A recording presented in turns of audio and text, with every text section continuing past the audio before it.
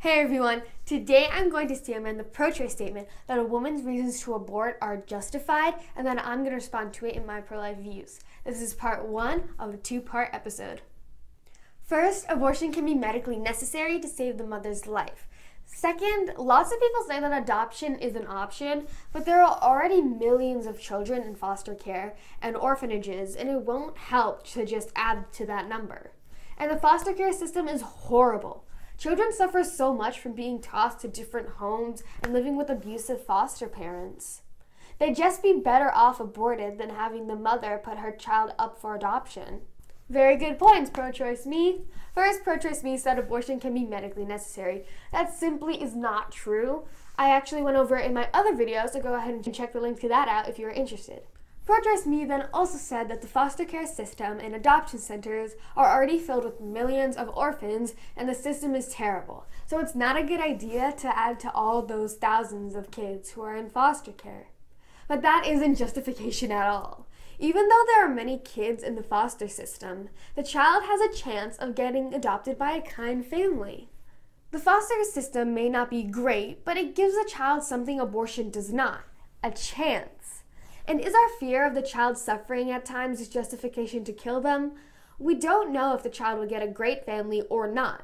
But even if the child may suffer through hard times in the foster care system, it doesn't mean their life is overall not worth living. Suffering is a part of life, and some have it more than others. Our fear that the child may suffer in the foster care isn't justification to kill them in the womb, because suffering is something we all experience, and it doesn't automatically make our entire life unworthy of living for.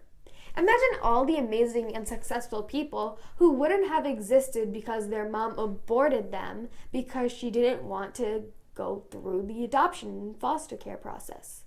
Think of Eddie Murphy. He was in the foster system for a short while with his brother, and it's reported that it wasn't a pleasant experience. But look at him now. He's a famous actor and comedian, and his rough childhood didn't make his life worthless. Or think of Steve Jobs. His mother was a student in college, and he was born out of wedlock. But instead of being aborted, his mom put her newborn up for adoption. If Steve Jobs was aborted instead, our world would be pretty different because we wouldn't have the influence of the iPhone. Another example is Simone Biles. She's an Olympic gold medal artistic gymnast who has bounced around in the foster system for a few years. But it's fairly obvious that people like Eddie Murphy and Simone Biles would endure the rough times in foster care than be dead before their birth because they are living a very successful life after their childhood. We don't know what the future holds for anyone. An orphan can live an overall happy life even if they suffered as a child being an orphan. But our worth isn't determined by our suffering. So no, it is not justification to abort your child because of the foster system or the millions of children in it. Thanks for listening, guys. Next week, I'll post part 2 of women's reasons to abort are justified. Check out these other videos and go ahead and leave a question or comment below if you want to challenge my thoughts.